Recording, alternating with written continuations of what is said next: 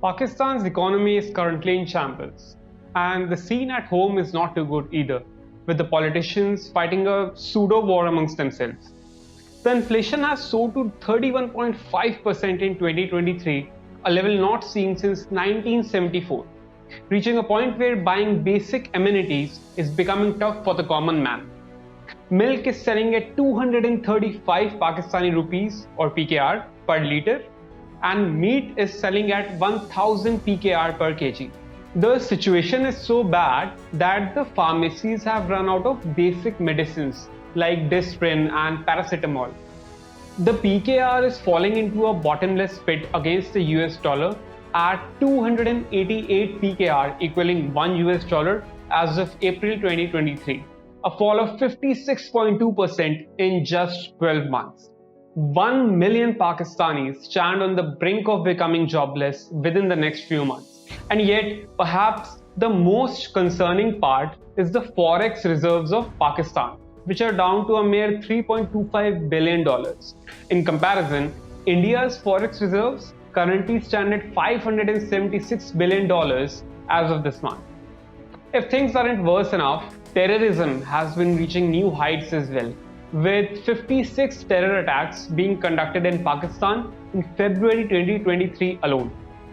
While Pakistan has always been a troubled country, these numbers pose a threat to it like never before, with a total economic collapse, as in the case of Sri Lanka, not very unlikely. But why does Pakistan find itself in such a situation? Why do two countries that were born on the same day have such a gigantic difference in their growth trajectories over the decades? And what can it do to save itself from a total economic collapse? And is that even possible now, or is it already too late? We are going to find out the answer to these questions and learn a lot more about the differences between India and Pakistan since 1947 that have culminated into the situation today. So let's dive in.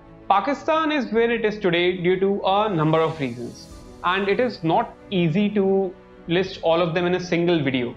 But if we follow a reductionist approach, Pakistan's current state is because of the chaos on two major fronts, political and economic.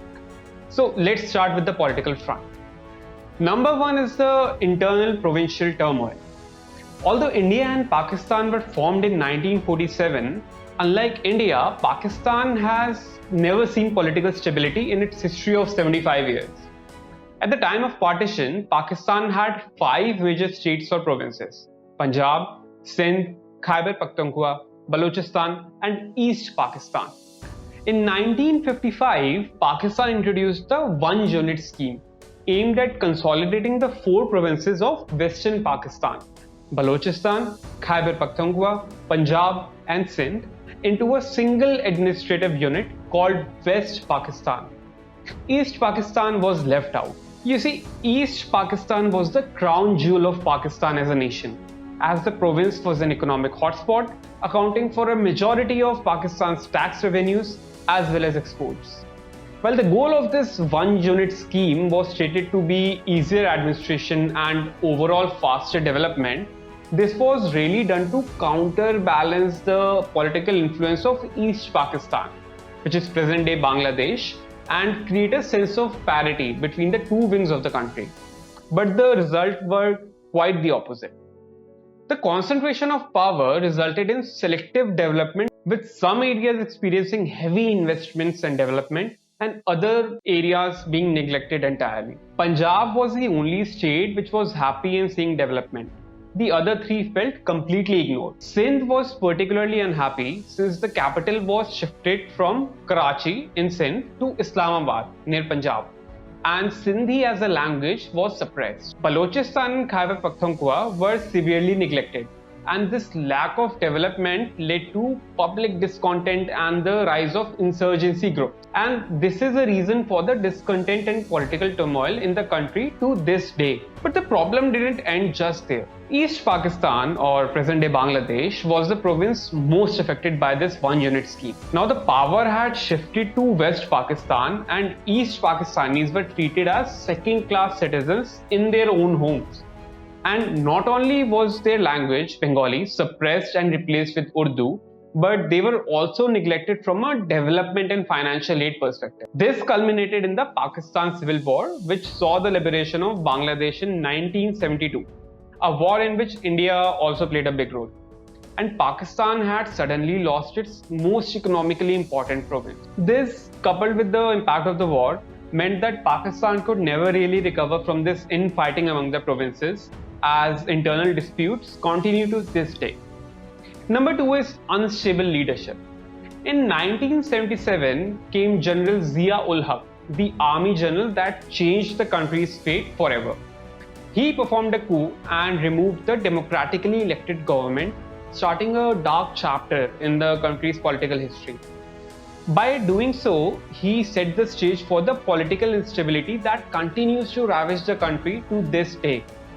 To put things in perspective, none of the Pakistani prime ministers has been able to complete the full term of 5 years, and the latest was Prime Minister Imran Khan, who had to quit his office last year. Each government or dictator tries to undo the work of the previous leadership just to prove a point that his policies are better than theirs, resulting in the repression of Pakistan's growth as a country. Number 3 is involvement in external conflicts and terrorist organizations. In 1979, the USSR invaded Afghanistan, and the US was looking for an ally to counter the effect of USSR due to the ongoing Cold War at that time, and it found that ally in Pakistan. Pakistan's army became a proxy for the US in Afghanistan, as the US started sending billions of dollars of military aid to Pakistan, which in turn started sending their personnel to Afghanistan to fight the USSR and its forces. It is estimated that from 1980 to 1990, Pakistan received over $5 billion of aid from the US. But Pakistan obviously could not send its own military to Afghanistan. That would mean a formal declaration of war. So Pakistan started training a military group named Taliban, a terror organization that would wreak havoc over the world in the next decade. With the help of aid from the US, Pakistan recruited and trained personnel for the Taliban. The result is that as of 2023, Pakistan has been torn internally to the point that it is on the brink of a civil war. The developmental disparity is extremely high and the people are discontent.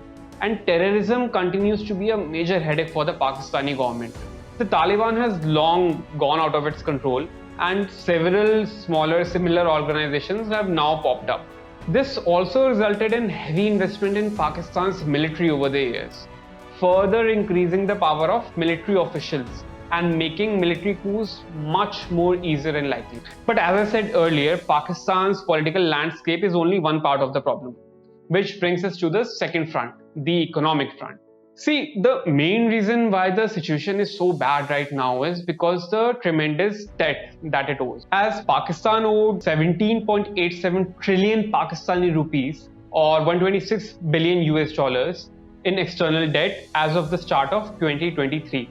This is almost 90% of the GDP of Pakistan, and most of the debt is already due, which means Pakistan has to pay almost 22 billion US dollars in 2023 alone. To help you understand this better, here is how external debt works. A country always maintains forex reserves, which it usually accumulates by maintaining a surplus balance of payments. Balance of payments is basically the difference between the exports and imports of a country. So if a country exports more than it imports, it is said to have a surplus balance of payments, and if it exports less than it imports, it is said to have a deficit balance of payments. Note here that crude oil accounts for one of the biggest chunks of imports for countries like Pakistan.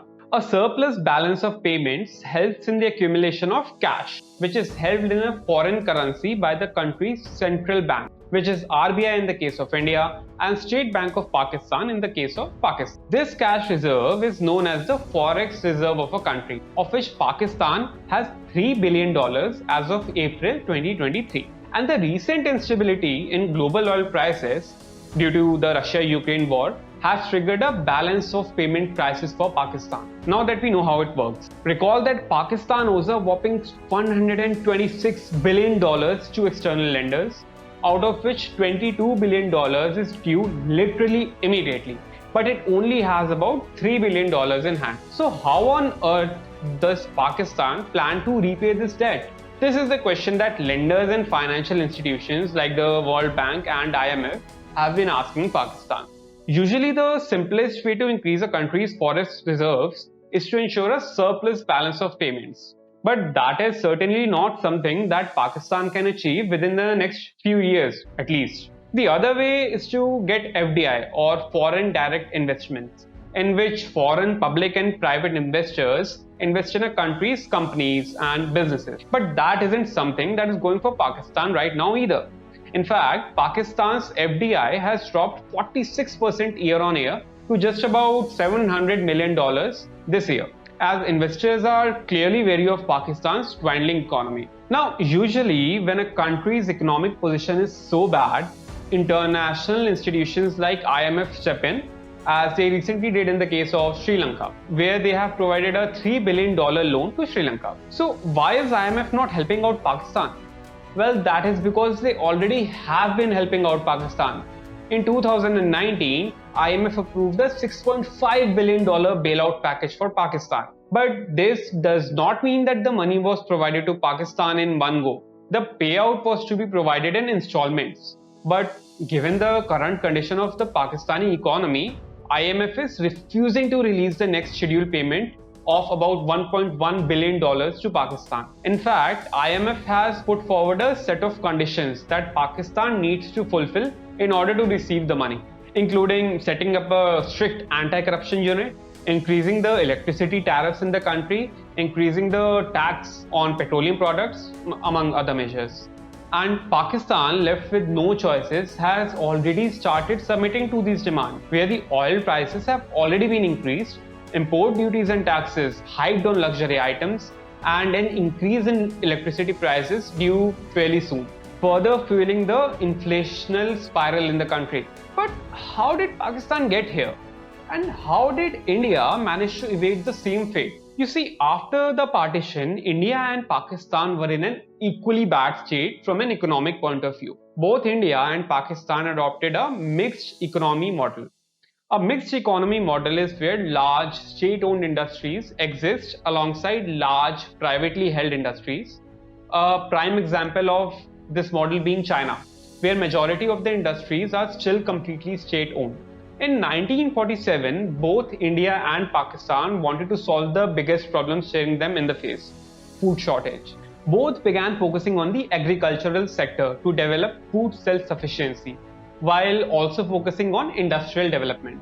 But there was one single difference between the approaches of these two countries that has proved fruitful for one and fatal for the other. You see, India focused on replacing imported items with Indian goods to reduce dependence on foreign goods and promote domestic industries. The goal here was to generate the cash that was needed to fuel growth and industrialization on our own. But Pakistan, on the other hand, relied on external aid and loans right from the beginning to fuel its growth.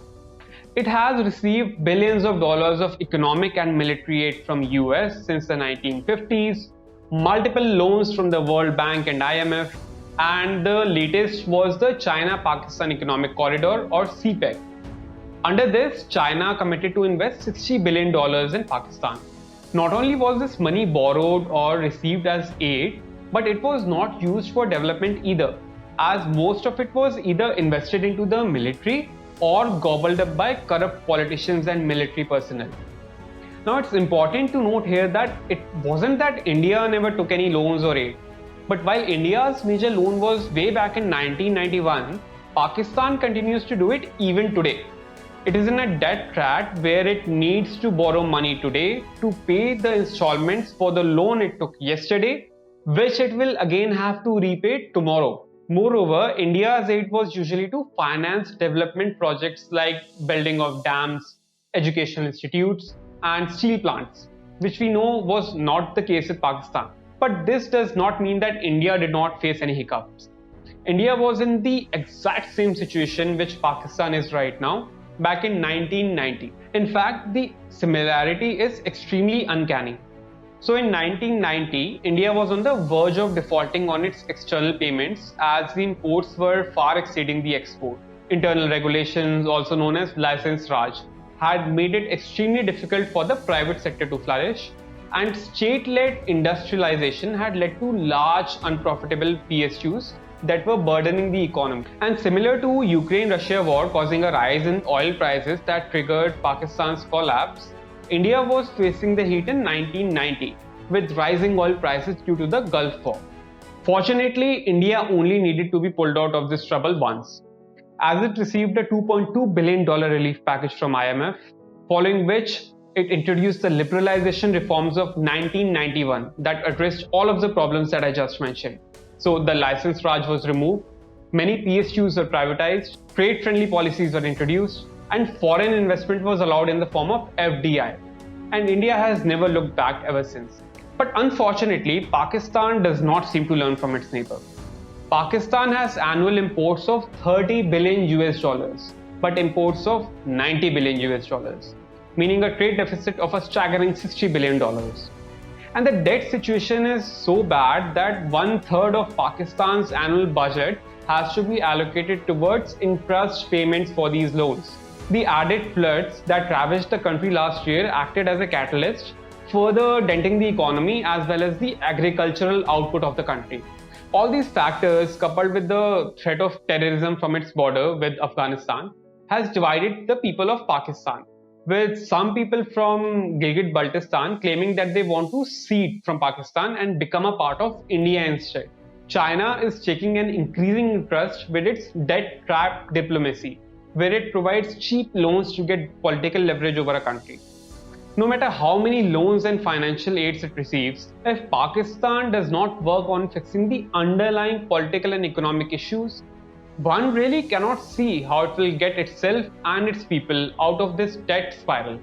And it will be interesting to see how Pakistan's future pans out. I hope you liked this video. Please hit the like and subscribe buttons below to make sure this video reaches more viewers like you. Let me know in the comments which story you want me to cover next. Until then, goodbye.